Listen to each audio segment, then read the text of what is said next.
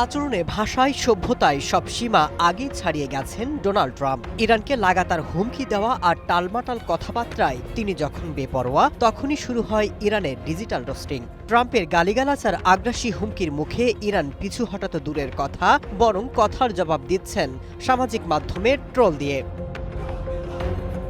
Explosive media থেকে এমন সব ভিডিও ছড়ানো হচ্ছে যেখানে ইরানকে এগিয়ে রেখে ট্রাম্প প্রশাসনকে নানাভাবে উপহাস করা হচ্ছে।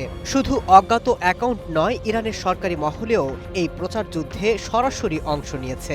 বিশ্লেষকরা বলছেন, যুদ্ধ শুরুর কয়েক ঘন্টার মধ্যে এমন ভিডিও কোটি মানুষের কাছে পৌঁছে যাচ্ছে, এমনটা আগে কখনোই হয়নি। We're seeing a new type of online warfare where আমরা এক নতুন ধরনের অনলাইন যুদ্ধ দেখতে পাচ্ছি, যেখানে বিশ্বজুড়ে বিভিন্ন দেশের তরুণরা জড়িয়ে পড়ছে। তারা এমন তীক্ষ্ণ ব্যঙ্গ বিষয়বস্তু তৈরি করতে সক্ষম হচ্ছে যা বিশাল দর্শকদের মনে সাড়া ফেলছে, যা যুদ্ধের জয় পরাজয় নিয়ে ধারণা দিচ্ছে। এটি একটি যুগান্তকারী পরিবর্তন।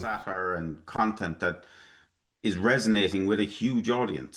বিশ্লেষকরা বলছেন, ইরান মূলত এসব ভিডিও দিয়ে বিশ্বের তরুণ প্রজন্মের কাছে বিশ্বাসযোগ্যতা প্রমাণ করতে চায়, যেখানে শুধু ইরান নয়, এআই ভিডিও ছড়ানো হচ্ছে ইরান সমর্থিত দেশগুলো থেকেও। তবে আমেরিকাও এই প্রচার যুদ্ধে পিছিয়ে নেই। ট্রাম্প প্রশাসন ইরানের সামরিক সাফল্য তুলে ধরতে উচ্চ শব্দের সঙ্গীত, কল অফ ডিউটি এবং টপ গানের মতো জনপ্রিয় ফ্র্যাঞ্চাইজির ক্লিপ মিশিয়ে ভিডিও তৈরি করছে। তবে সবকিছুকে ছাপিয়ে এক ধাপ এগিয়ে যেন ইরানিরা।